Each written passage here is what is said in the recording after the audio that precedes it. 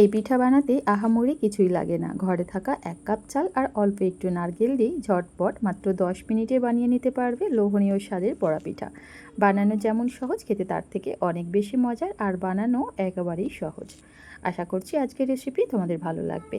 পিঠা তৈরি করার জন্য আমি এখানে 1 কাপ গোবিন্দভোগ চাল নিয়েছি। তোমরা চাইলে এখানে আতপ চাল অথবা বাসমতি চালও ব্যবহার করতে পারবে। এবার এই চালটা একটা পাত্রের মধ্যে নিয়ে নিচ্ছি। আর হ্যাঁ, অবশ্যই যে কোনো বাটি অথবা কাপে চালটা একটু মেপে নেবে, তাহলে দেখবে রেসিপিটা তৈরি করতে সুবিধা হবে। এবার এই চালটা 1 থেকে 2 বারের মতো একটু পানি পাল্টে ধুয়ে পরিষ্কার করে নিচ্ছি। আর গোবিন্দভোগ চালের যেহেতু নিজস্ব সুন্দর একটা স্মেল আর স্বাদ আছে, এতে করে পিঠাটা খেতেও অনেক বেশি ভালো লাগবে। দেখো, আমি এখানে অফ ক্যামেরায় চালটাকে 1 থেকে 2 বারের মতো একটু পানি পাল্টে খুব ভালোভাবে ধুয়ে পরিষ্কার করে নিয়েছি। তারপর পর্যাপ্ত পরিমাণ পানি দিয়ে আধা ঘন্টার মতো ভিজিয়ে রাখবো। আর গোবিন্দভোগ চাল ভিজতে খুব বেশি সময় লাগে না, এই আধা ঘন্টার মধ্যেই দেখবে সুন্দরভাবে নরম হয়ে যাবে। এখন প্রায় আধা ঘন্টা পর তোমাদের দেখাচ্ছি। এখন দেখো চালটা কতটা সুন্দরভাবে ভিজে গেছে, আর আলতো হাতে চাপ দিলেই দেখো ভেঙে গুঁড়ো হয়ে যাচ্ছে। এবার এই চালটা একটা স্ট্রেনারের মধ্যে নিয়ে পানি খুব ভালোভাবে ঝরিয়ে নিব। আর অবশ্যই চালের পানিটা খুব ভালোভাবে ঝরিয়ে নিতে হবে, তাহলে দেখবে পরবর্তীতে পানির পরিমাপটা ব্যবহার করতে সুবিধা হবে। তো আমি এখানে চালটা খুব ভালোভাবে পানি ঝরিয়ে নিয়েছি। এরপর মিক্সিং জারের মধ্যে নিয়ে নিব ব্লেন্ড করার জন্য। সেই সাথে দিয়ে দিব ওই কাপ মেপেই 1 কাপ পরিমাণ ফ্রেশ নারকেল কোড়া। আর এই পোড়া পিঠার আসল স্বাদ পেতে গেলে কিন্তু অবশ্যই এখানে নারকেল কোড়াটা ব্যবহার করতে হবে, কোনোভাবেই স্কিপ করা যাবে না। এর সাথে দিয়ে দিব পিঠার মধ্যে সুন্দর একটা ফ্লেভারের জন্য 3টে এলাচ। এলাচের খোসাগুলো ছাড়িয়ে দানা অ্যাড করেছি।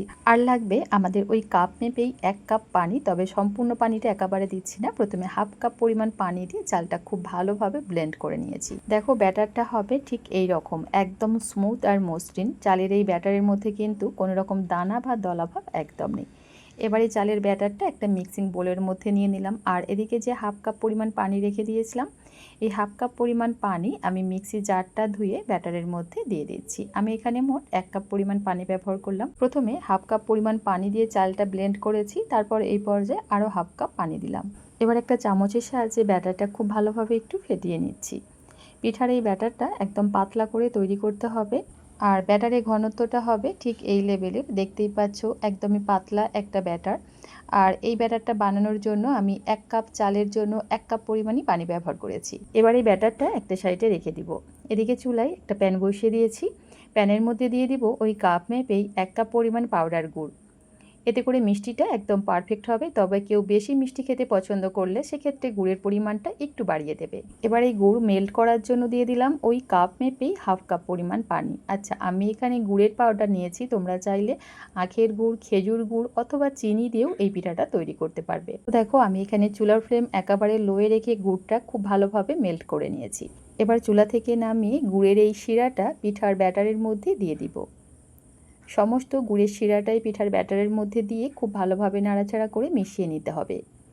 পিঠার ব্যাটারটা একদম রেডি। আর ঘনত্বটা হয়তো বা দেখেই নিশ্চয়ই বুঝতে পারছো, একদমই পাতলা পানির মতো। পিঠার এই ব্যাটারটা তৈরি করার জন্য আমি মোট 1.5 কাপ পরিমাণ পানি এখানে ব্যবহার করেছি। সবশেষে পিঠার এই ব্যাটারের মধ্যে দিয়ে দিব স্বাদ মতো নুন। আর দিয়ে দিব হাফ চা চামচের থেকেও সামান্য একটু কম বেকিং সোডা। বেকিং পাউডার না, এখানে বেকিং সোডাটাই ব্যবহার করতে হবে। ভালোভাবে নেড়েচেড়ে মিশিয়ে নিলেই কিন্তু পিঠার জন্য ব্যাটারটা একদম রেডি। আবারও তোমাদের একটু দেখানোর চেষ্টা করছি, ব্যাটারের ঘনত্বটা হবে ঠিক এই লেভেলের, একদমই পাতলা পানির মতো। এবার এই ব্যাটারটা একটা সাইডে রেখে দিব। এদিকে চুলায় আবার একটা প্যান বসিয়ে দিয়েছি। প্যানের মধ্যে দিয়ে দিলাম 1 চা চামচ পরিমাণ গাওয়া ঘি। ঘি মেল্ট হয়ে গেলে দিয়ে দিব 1 মুঠো নারকেল কুচি। চুলার ফ্লেম একেবারে লোয়ে রেখে ঘিয়ের সঙ্গে নারকেল কুচিটা 1 মিনিটের মতো ভেজে নিয়েছি।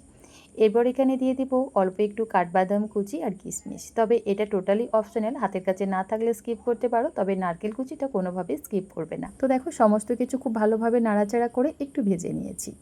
এরপর এখানে পিঠার ব্যাটারটা দিয়ে দিব। তবে এই ব্যাটারটা প্যানের মধ্যে ঢালার আগে এইভাবে একটু নাড়াচাড়া করে মিশিয়ে নিতে হবে। তারপর সম্পূর্ণ ব্যাটারটাই প্যানের মধ্যে দিয়ে দিলাম। এবার ঢাকা চাপা দিয়ে পিঠাটাকে আমরা 10 থেকে 15 মিনিটের মতো বেক করে নিব। আর ঢাকনার মধ্যে যদি কোনো ছিদ্র থাকে অবশ্যই এভাবে একটু কাগজ দিয়ে বন্ধ করে দিতে হবে, যাতে ভেতরের বাষ্পটা কোনোভাবেই বাইরে বেরিয়ে না আসে। চুলার ফ্লেম একেবারে লোয়ে রেখে পিঠাটাকে আমরা 15 মিনিটের মতো বেক করে নিয়েছি। আর এই সময়ের মধ্যে দেখো পিঠাটা একদম পারফেক্টভাবে কুক হয়েছে। তবে হ্যাঁ, পিঠার সাইজ অনুযায়ী সময়টা একটু কম বেশি লাগতে পারে। তবে নামানোর আগে এইভাবে একটু টুথপিক দিয়ে চেক করে নেবে। যদি দেখো টুথপিকটা একদম ক্লিন আসে তাহলে বুঝতে হবে পিঠাটা খুব সুন্দরভাবে কুক হয়ে গেছে। চুলা থেকে নামিয়ে পিঠাটা খুব ভালোভাবে ঠান্ডা করে নিয়েছি। আর ঠান্ডা হয়ে যাবার পর দেখবে পিঠাটা খুব সহজেই প্যান থেকে উঠে আসবে। গরম থাকা অবস্থাতেই কখনো পিঠাটাকে মোল্ড আউট করতে যাবে না, তাহলে ভেঙে যাবার একটা চান্স থাকে। মাশাআল্লাহ, পিঠার কালার আর টেক্সচারটা হয়তো বা দেখেই নিশ্চয়ই বুঝতে পারছো কতটা পারফেক্ট হয়েছে, কতটা সফট, স্পঞ্জি আর জালিদার পিঠা তৈরি হয়েছে। স্বাদে ঘ্রাণে ভরপুর কাঁচা চালের এই পোড়া পিঠা একবার বানিয়ে খেলে বারবার বানাতে ইচ্ছা করবে। এটা আমার মুখের কথা না, একবার বাড়িতে বানালে নিজেরাই বুঝতে পারবে। এবার চলো পিঠাটা তোমাদের সঙ্গে একটু কেটেও শেয়ার করি। এই তো পিঠার টেক্সচারটা দেখেই নিশ্চয়ই বুঝতে পারছো কতটা তুলতুলে, নরম, সফট আর জালিদার। তো দেখো আমি এখানে পিঠাগুলো ঠিক এইরকম ছোট ছোট চৌকো শেপে কেটে নিয়েছি। পিঠাগুলোর টেক্সচারটা দেখেই নিশ্চয়ই বুঝতে পারছো কতটা সফট, তুলতুলে, নরম, মুখে দিবার সঙ্গে সঙ্গে জাস্ট মিলিয়ে যাবে। আজকের এই সহজ সুস্বাদু পোড়া পিঠার রেসিপি তোমাদের কেমন লাগলো অবশ্যই কমেন্ট করে জানিও। ভালো লাগলে প্লিজ একটা লাইক দিয়ে আমার চ্যানেলটা সাবস্ক্রাইব করে পাশে থাকার অনুরোধ রইল। আবারও দেখা হবে এরকম নিত্য নতুন সহজ সুস্বাদু সব রেসিপির সঙ্গে। আজ তাহলে এই পর্যন্তই। আল্লাহ হাফেজ।